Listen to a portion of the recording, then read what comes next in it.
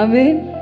கர்த்தர் மேல் பாரத்தை வைத்து விட்டேன், அவரே என்னை ஆதரிப்பார்.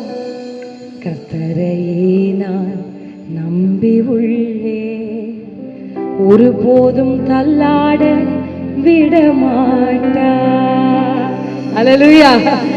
கர்த்தர் மேல வச்சுட்டேன், கர்த்தர் மேல பாரத்தை வச்சுட்டு நடக்கிறேன். எப்படின்னு தெரியல, என்ன முடியும், எப்படி நடப்போம், எப்படி நடக்க போகுது ஒன்றும் தெரியல.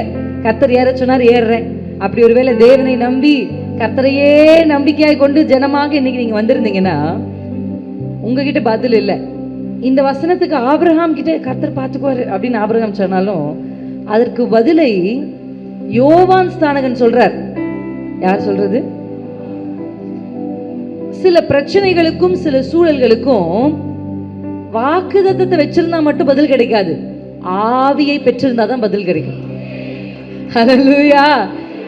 ஆபிரகாமுக்கு பதில் தெரியல, ஆபிரகாம் விசுவாசத்தின்.